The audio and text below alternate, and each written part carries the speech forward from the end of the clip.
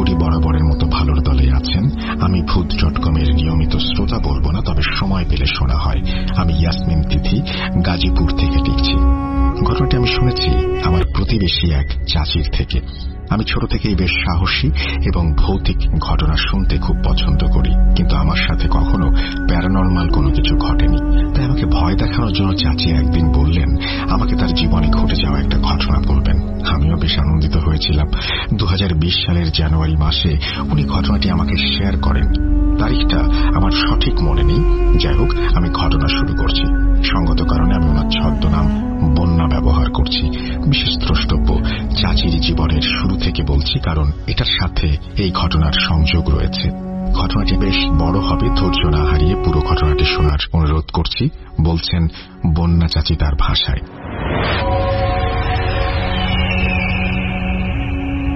আমার বাবার বাড়ি পাবনা জেলায়। আমার বয়স যখন 5 বছর তখন আমার মা মারা যায়। বাবার একটা বিয়ে করেন। সৎ মা আমাকে খুব মারধর করত, ঠিক মতো খেতে দিত না, বাবাও কিছু বলতো না। আমি স্কুলে পড়তে চাইলে মারত। এভাবেই চলছে আরো কিছু বছর। যখন আমার বয়স 12 থেকে 13, তখন বাবা পাশের বাড়ির এক ছেলের সাথে আমাকে বিয়ে দেয়। সেখানে আমাকে খুব টর্চার করত। সহ্য করতে না পেরে বিয়ের 3 মাসের মাথায় আমি পালিয়ে আমার নানা বাড়ি বগুড়ায় চলে যাই। কিন্তু তারা আমাকে কি দেখবে? তাদের অবস্থা নুন আনতে পান্তা ফোরানোর মতো। দুবেলা খেতে দেওয়ার বিনিময়ে আমি তাই পরের বাড়িতে কাজ করতাম, কখনো খেতে কাজ করতাম। এমনি একদিন খেতে কাজ করে বাড়ি ফেরার পথে মাথা ঘুরে রাস্তায় সেন্সলেস হয়ে পড়ে যাই। এক ট্রাক ড্রাইভার আমাকে দেখে এবং সে আমার হুঁশ ফেরায়, আমাকে বাড়ি নিয়ে যায়।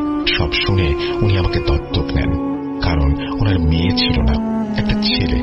যাই হোক, ওই বাড়িতে আমি বেশ ভালোই ছিলাম। আমাকে আমার পালিত বাবা অনেক ভালোবাসতেন। আমার ভাই আমার থেকে বড় ছিল, সে যে স্কুলে পড়ত সেখানে আমাকেও ভর্তি করিয়ে দেয়।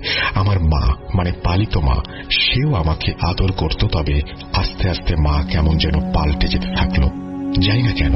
তখন আমি ক্লাস 5-এ পড়ি। আমার ভাই কলেজে উঠেছে, ভাইয়ের কাছে মোবাইল ছিল।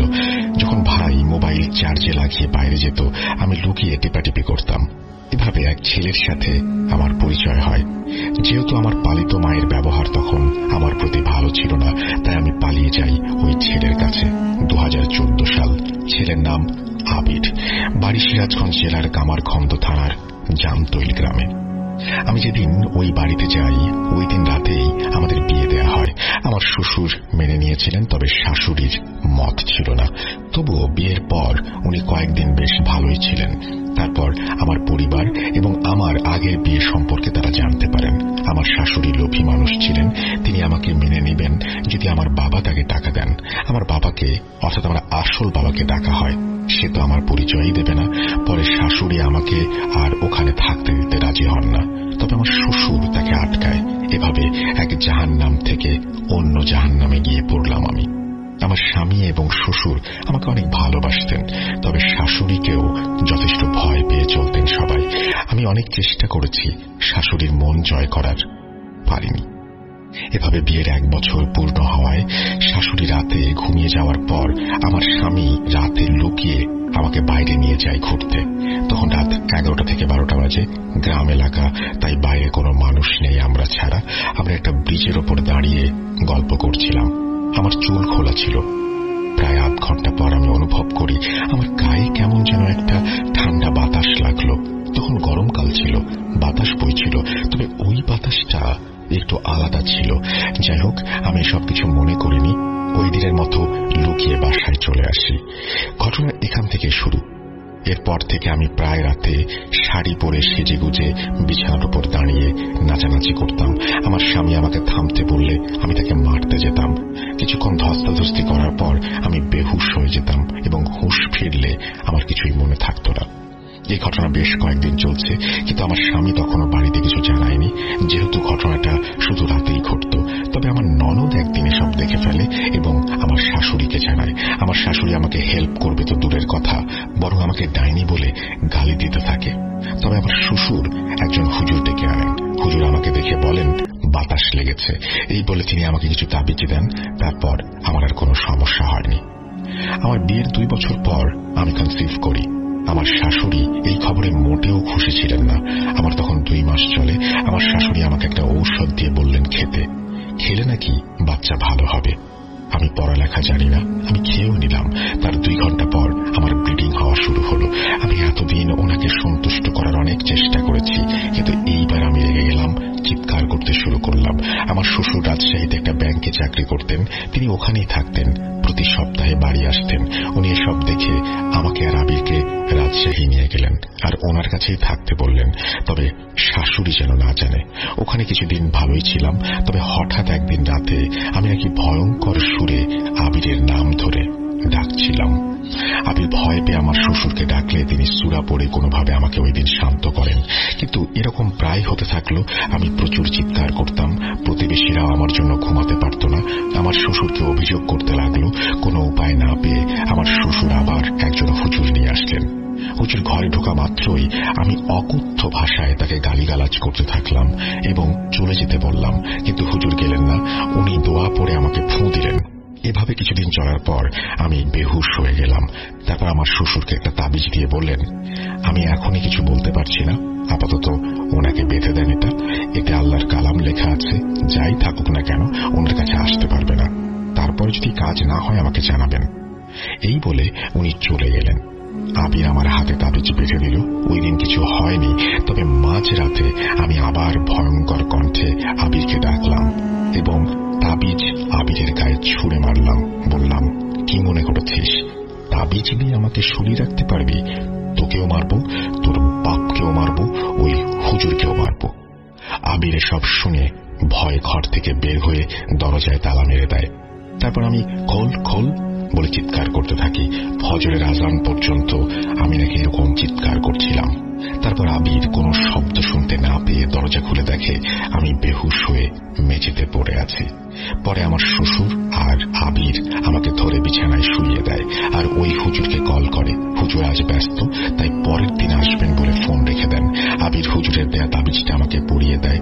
ওই দিন আমার সাথে আর কিছু হয়নি। পরের দিন আমার শ্বশুর অফিসে যাওয়ার আগেই ইলিশ মাছ, গরুর মাংস কিনে দিয়ে যান। হুজুর আসতে আসতে দুপুর হয়ে যাবে। আবির কোনো চাকরি করত না, তাই ও বাসাতেই থাকত। যাই হোক, আবির বাজার এনে আমাকে রান্না করতে বলে। তখন আমি একদম স্বাভাবিক, আমি কাটাকাটি করার জন্য ওগুলো নিয়ে রান্নাঘরে যাই আর আবির ঘরে বসে টিভি দেখছিল। কিছুক্ষণ পর আবির রান্নাঘরে এসে দেখে আমি ইলিশ মাছ কেটে ওগুলোর নাড়ি ভুড়ি আঁশ যেগুলো ছিল সেগুলো বসে বসে খাচ্ছি। আবিরকে দেখে ভয়ঙ্কর হাসি দিয়ে ওকেও খেতে বলি। আবির কি করবে বুঝতে না পেরে আমাকে রান্নাঘরে আটকে রেখে আমার শ্বশুরকে কল করে। আমার শ্বশুর বাসায় এসে রান্নাঘর খুলে দেখে আমি মেঝেতে বেহুশ হয়ে পড়ে আছি। আমার মুখে মাছের রক্ত, ময়লা লাগানো। এর মধ্যে হুজুর চলে আসলেন। আমাকে ঘরে নিয়ে বিছানায় শোয়ানো হলো। হুজুর তার কাজ শুরু করলেন। আমার শ্বশুরকে বললেন আমাকে কালো জাদু করা হয়েছে। তারপর এটা কাটানোর জন্য উনি বিভিন্ন জিনিস জোগাড় করে আনতে বললেন। আমি সেগুলো উল্লেখ করছি না। আমার শ্বশুর সপ্তাহখানেকের মধ্যে এগুলো জোগাড় করে হুজুরকে দিলেন এবং এই 1 সপ্তাহ হুজুর রোজ এসে আমাকে দেখে যেতেন, দোয়া পড়ে ফু দিতেন, আরো 2টো তাবিজ দিয়েছিলেন। হুজুর তারপর কালো জাদু থেকে আমাকে মুক্ত করতে সফল হন। এগুলো সব পরে আবিরের কাছ থেকে শোনা। আমার ঠোঁট মুখে ক্ষত হয়ে গিয়েছিল। আবিরের থেকে শোনার পর বমি করে দিয়েছিলাম। কালো জাদু কে করেছে কথা জানতে চাইলে আমাকে কেউ কিছু বলেনি তখন, কিন্তু আমার সন্দেহ আমার শাশুড়ির ওপর হয়। তাই একদিন লুকিয়ে আমি হুজুরকে কল দেই এবং জানতে চাই। হুজুর প্রথমে কিছু বলতে না চাইলেও আমার অনেক আকুতি মিনতির পর তিনি আমাকে বলেন আমার শাশুড়ি আবিরের থেকে আমাকে দূরে সরানোর জন্য এই জঘন্য কাজ করেছিলেন। এটা শুনে আমি খুব কষ্ট পাই, কারণ আমার শ্বশুর বাড়ির এলাকায় সবাই জানে আমি তাকে সন্তুষ্ট করার জন্য কত চেষ্টা করেছি। পরে আমি আবিরকে নিয়ে কাউকে কিছু না জানিয়ে গাজীপুরে চলে আসি, আর দুজনে এখানে চাকরি নেই। এই ছিল আমার ঘটনা। জানি গুছিয়ে বলতে পারিনি। আমি ইংরেজির ছাত্রী, তাই বাংলা লিখতে গেলে প্রচুর স্পেলিং মিস্টেক হয়। যদি ভালো লাগে ভুল ত্রুটি ক্ষমা সুন্দর দৃষ্টিতে দেখবেন এবং ঘটনাটি শেয়ার করবেন। তারপরে তিনি তার নাম এবং সবকিছু শেয়ার করেছেন। Thank you so much. আপনাকে অনেক ধন্যবাদ ঘটনা পাঠানোর জন্য। আশা করছি এই ঘটনাটি আপনাদের ভালো লেগেছে। আমরা চলে যাচ্ছি আমাদের পরের ঘটনায়। Welcome back. আপনাদের সবাইকে স্বাগত জানাচ্ছি আমি আমি রাসেল। আশা করছি আপনারা সবাই ভালো আছেন, ভালোর দলে আছেন। যেভাবে লেখা আছে আমি সেভাবেই পড়ছি। আসসালামু আলাইকুম রাসেল ভাই, কেমন আছেন জিজ্ঞেস করলাম না, কারণ আমি জানি আপনি সব সময় ভালোর দলে থাকেন। ভূত.com এখন এমন একটি প্ল্যাটফর্ম হয়েছে যা মানুষের সাথে ঘটে যাওয়া ঘটনা শেয়ার করার জন্য একটি জনপ্রিয় মাধ্যম। আমি মাহিম বলছিলাম নাটোর জেলার বড়াইগ্রাম থানার জোনাইল ইউনিয়নের চর গোবিন্দপুর থেকে। প্রথমে ভূত FM এবং ভূত.com এর একজন নিয়মিত শ্রোতা আমি। অনেকদিন ধরেই ভাবছি আমার সাথে ঘটা ঘটনা আপনাদের সাথে শেয়ার করব, কিন্তু সময় হয়ে ওঠে না। দ্বিতীয়ত, আপনার ইমেইলটা জানা ছিল না। মেসেঞ্জারে যখন আপনার ইমেইলটা জানলাম তখনই আপনার কাছে ঘটনা লিখতে বসলাম। এই প্রথম কোনো ঘটনা শেয়ার করছি, আশা করছি প্রিয় লিসেনার্সদের ভালো লাগবে। যদি আমার ঘটনা সিলেক্টেড হয় তাহলে পড়ে শোনাবেন। রাসেল ভাই, এই প্রথম লিখছি, লেখায় কোনো ভুল ত্রুটি হলে ক্ষমা সুন্দর দৃষ্টিতে দেখবেন। মানুষের জীবনে এমন কিছু ঘটনা ঘটে থাকে যা আঁতকে ওঠার মতো। যাই হোক, ঘটনায় যাওয়া যাক। ঘটনার সালটা 2020। সেবার আমি SSC পরীক্ষার্থী। সামনে পরীক্ষা থাকায় চাপটা একটু বেশি ছিল পড়ার। আমার ফুফাতো ভাই সেবার HSC পরীক্ষার্থী। আমাদের বাড়ির পাশে ভালো কলেজ থাকাতে ফুফাতো ভাই আমাদের বাড়িতে থেকেই লেখাপড়া করতেন। প্রতিদিনের মতো আমি আর লিমন ভাই রাত 12টার পর ঘুমোতে যেতাম। এদিকে পরীক্ষাও খুব সামনে। হঠাৎ একদিন রাতে আমার সারা শরীর অবশ হয়ে আসার মতো হয়। মনে হচ্ছিল সমস্ত পৃথিবী আমার শরীরের উপরে ভর করে আছে। আমার দম বন্ধ হয়ে আসে। আমার মুখ থেকে একটা শব্দ বের হচ্ছিল না। অনেক চেষ্টা করেও জোরে একটা শব্দ করতে পারিনি। মনে মনে আয়াতুল কুরসি পড়ি আর ঘুমাতে থাকি। পাশ থেকে লিমন ভাইয়া অনেকবার ডাকে, মাহিম মাহিম মাহিম। এভাবে কতবার ডেকেছিল আমার জানা নেই। আমি ওর ডাক না শোনাতে লিমন ভাইয়া আমাকে সজোরে একটা আঘাত করে। সাথে সাথে আমি আবার আগের অবস্থায় ফিরে আসি এবং ভাইয়া আমাকে জিজ্ঞেস করে, কি হয়েছে, এমন করছিস কেন? আমি বললাম, কই কিছু না তো। আমাকে মারলি কেন তুই? ভাইয়া আমার কথার কোনো উত্তর দিল না। লাইট ধরে দেখি ভাইয়া ঘুমিয়ে আছে। আমি তখন কিছু না বলেই ঘুমিয়ে পড়লাম। সকালে আম্মুর কাছে শেয়ার করলাম বিষয়টা। আম্মু বলল বোবায় ধরেছিল। আম্মুর কথা শুনে আমি বিষয়টা নরমালি নিলাম। লোকের মুখে শুনেছি বোবা জিন ধরলে নাকি এমন হয়, কিন্তু বিশ্বাস করেন রাসেল ভাই, ঘটনাটা এখানে শেষ হলেই ভালো হতো। এই ঘটনা ঘটার 3 দিন পরে আরো একটি ঘটনা ঘটে। দিনটি ছিল বৃহস্পতিবার। সেদিন আমি একা। ভাইয়া কলেজ করে এসে গ্রামের বাসায় চলে যায়। প্রতিদিনের মতো আমি সেই দিনও রাত 12টায় ঘুমোতে যাই। ভাইয়া না থাকায় একটু ভয় করছিল। কখন যে ঘুমিয়ে পড়েছিলাম তা টের পাইনি। শীতের রাত থাকায় লেপ নিয়ে ঘুমিয়ে পড়ি।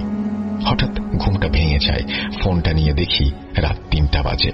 ফোন রেখে আবার ঘুমানোর চেষ্টা করি, কিন্তু ঘুম কিছুতেই আসছিল না। ভাবলাম কিছুক্ষণ চোখ বন্ধ করে রাখলে ঘুম আসবে। চোখ বুঝেই আছি, হঠাৎ অনুভব করি আমার লেপটা আমার শরীর থেকে 2 হাত উঁচুতে ঝুলছে। আমি অনেক চেষ্টা করি চোখ খোলার, কিন্তু পারি না। মনে মনে আয়াতুল কুরসি পড়তে থাকি। কিছুক্ষণ পরে লেপটা আমার শরীরের সাথে লেগে যায় এবং আবার অনুভব করি লেপের ওপর দিয়ে কিছু একটা হাঁটছে এবং আমার পেটে তা স্পর্শ করছে। আমি আরো ভয় পেয়ে যাই, কিন্তু কিছুতেই আমি চোখ খুলতে পারছি না। আমি মনে মনে আবারও আয়াতুল কুরসি সাথে দোয়া ইউনুস পড়তে থাকি। এরপরে আমি আগের মতো নরমাল হয়ে যাই। চোখের পাতা খুলতে যাব, বিশ্বাস করেন রাসেল ভাই, চোখ খুলে এমন দৃশ্য দেখব এটা দেখার জন্য আমি মোটেও প্রস্তুত ছিলাম না। চোখ খুলে আমি দেখি আমার লেপের তলে একটি আলোতে আলোময় হয়ে গেছে এবং আমি ভয়ে আঁতকে উঠি। আমি দেখতে পাই আমার বালিশ থেকে আনুমানিক 3 হাতের মতো কালো জটা লেজের মতো। তা দেখার পর আলোর সাথে সেই লেজটাও মিলে যায়। ভয় আমার শরীর ভিজে যায়। শীতের রাত, এত গরম থাকার কথা না, তারপরে আমার শরীর তখন হঠাৎ করেই কেমন যেন হয়ে যায়। কিন্তু আমার দিব্যি মনে আছে আমি সেই দিন লাইট অফ করে ঘুমিয়েছিলাম। এখনো সেই আলোর উৎস এবং সেই লেজটা কিসের ছিল আমি মিলাতে পারি না। সকালে সবার সাথে শেয়ার করি, সবাই টেনশন করে। পরের দিন ভালো কবিরাজ ডেকে নিয়ে আসা হয়। কবিরাজ এসে নতুন গামছা, মোমবাতি, আগরবাতি নিয়ে আসন বসান এবং কবিরাজের সাথে থাকা জিন আমার শরীরে হাজির করা হয়। শরীরে জিনটা দেওয়ার পরে কি কি হয়েছে আমার কিচ্ছু মনে নেই। পরে ফুফাতো ভাইয়ের কাছ থেকে জানতে পারি আমি নাকি একদম ছোট্ট ছোট্ট করে কথা বলছিলাম। কবিরাজ নাকি আমাকে জিজ্ঞেস করে, এই ছেলের সাথে কেন এমন করছিস? তখন আমার শরীরে দেয়া সেই জিন বলে, আজ থেকে 30 বছর আগে এই ছেলের বাবার সাথে একটি ঘটনা ঘটে। এনার বাবার সাথে খারাপ জিন ছিল। একদিন এর বাবার দম বন্ধ হয়ে মরে যাবার মতো অবস্থা হয়। সবাই ভাবে সে মরে গেছে, কিন্তু এক লোক এনাকে দেখে বুঝতে পারে সে মারা যায়নি। কবিরাজ এনে তাকে ভালো করা হয় এবং সেই জিন বাবাকে ছেড়ে তার ছেলেকে আসর করে। এই বলে আমি জ্ঞান হারিয়ে ফেলি। কতক্ষণ জ্ঞান হারিয়েছিলাম আমি জানি না। জ্ঞান ফিরে আমি নিজেকে বিছানায় আবিষ্কার করি। ভাইয়ের মুখে কথাগুলো শুনে আমি হতভম্ব হয়ে যাই। এত বছর পর বাবার সাথে ঘটে যাওয়া ঘটনা আমার সাথেও ঘটবে আমি কিছুতেই ভেবে পাই না। বিশ্বাস করুন, আমার সাথে এখনো রাতে মাঝে মাঝে অদ্ভুত কিছু ঘটনা ঘটে, কিন্তু আমার মুখে আল্লাহর কালাম থাকায় তেমন কোনো ক্ষতি হয় না। জানি না এভাবে কতদিন বেঁচে থাকবো। মহান আল্লাহ যেন এর সঠিক উপায় বের করে দেন। আপনারা সবাই আমার জন্য দোয়া করবেন। জানি না কতটা গুছিয়ে লিখতে পেরেছি, ভুল ত্রুটি ক্ষমা সুন্দর দৃষ্টিতে দেখবেন। রাসেল ভাই একদম সত্য ঘটনা, ভালো লাগলে পড়ে শোনাবেন। আরো অনেক ঘটনা আছে, অন্য একদিন শেয়ার করব। সেই পর্যন্ত ভালো থাকবেন। নাম মাহিমউদ্দিন, বয়স 22, চর গোবিন্দপুর, জোনাইল, বড়াই গ্রাম, নাটোর। এই বলে তিনি তার ঘটনা শেষ করেছেন। আশা করছি এই ঘটনাটি আপনাদের ভালো লেগেছে। ভালো লাগলে অবশ্যই আমাদের জানাবেন, ভালো না লাগলেও আমাদেরকে জানাবেন। আমরা চলে যাব আমাদের পরবর্তী ঘটনায়। Welcome back. আপনাদের সবাইকে স্বাগত জানাচ্ছি আমি রাসেল। আশা করছি আপনারা সবাই ভালো আছেন, ভালোর দলে আছেন। আমিও ভালো আছি, ভালোর দলে আছি। যেভাবে লেখা আছে আমি সেভাবেই পড়ে শোনাচ্ছি। আসসালামু আলাইকুম রাসেল ভাই। আমি জানি আপনি সব সময় ভালোর দলে আছেন, তাই আর জিজ্ঞেস করলাম না কেমন আছেন। আমি জুলকার নাইম, বর্তমানে অনার্স ফাইনাল ইয়ারে অধ্যয়নরত একজন শিক্ষার্থী। ঢাকার ডেমরাতে আমার বসবাস। আমি ভূত এফএম-এর একজন নিয়মিত শ্রোতা। সেই ছোটবেলা থেকেই আমি ভূত এফএম শুনি। যখন ভূত এফএম বন্ধ হয়ে গেল তখন মনটা প্রচন্ড খারাপ হয়ে যায়, কিন্তু ভূত.com আসার পর থেকে আমি আবারও আপনাদের অনুষ্ঠানের নিয়মিত একজন শ্রোতা। ভূত.com-এ এটাই আমার পাঠানো প্রথম ঘটনা। আশা করি আমার পাঠানো বাস্তব অভিজ্ঞতা আপনি সকল শ্রোতাদের সাথে শেয়ার করবেন। সঙ্গত কারণেই আমি আমার নানু বাড়ির এলাকার কথা উল্লেখ করতে পারছি না, কোন এলাকায় সেটা জানাতে পারছি না। আপনি ঘটনা শেষে বুঝতে পারবেন যে কেন আমি এলাকার নামটি উল্লেখ করিনি। যাই হোক, এবার মূল ঘটনায় আসা যাক। আমার নানুর বাড়িতে অনেক ভয়ঙ্কর ঘটনা ঘটে কয়েক বছর পর পর, আর তার মধ্যে আমার ভাগ্নির সাথে ঘটে যাওয়া একটি ঘটনা আমি শেয়ার করব আজকে। ঘটনাটি ঘটে 2022 সালের মার্চ মাসে।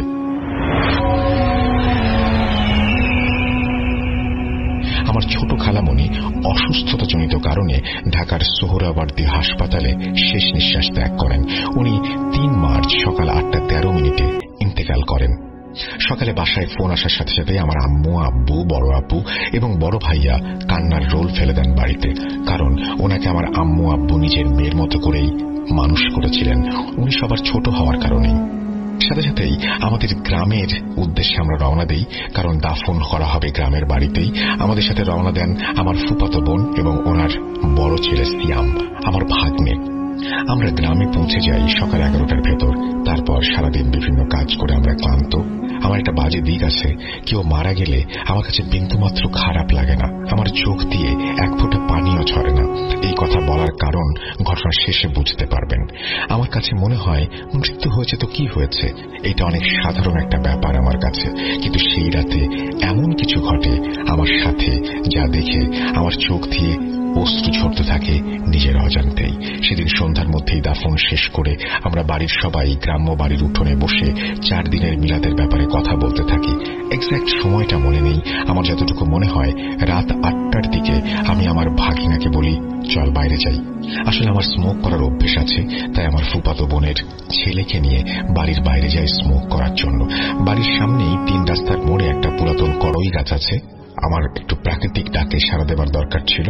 সেই গাছের নিচে আমি একটা জায়গা খুঁজে নিই।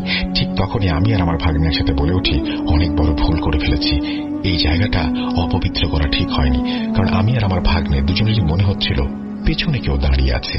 যাই হোক, প্রাকৃতিক কাজ সেরে আমি সিগারেট বের করি এবং আমি আমার ভাগ্নেকেও দিই। সিগারেট টান দিতে দিতে হঠাৎ আমার নজরে পড়ে আমার থেকে 5-6 হাত দূরে একটি কালো অবয়ব আমাদের দিকে তাকিয়ে তার লাল চোখ দিয়ে প্রখরভাবে আমাকে দেখছে।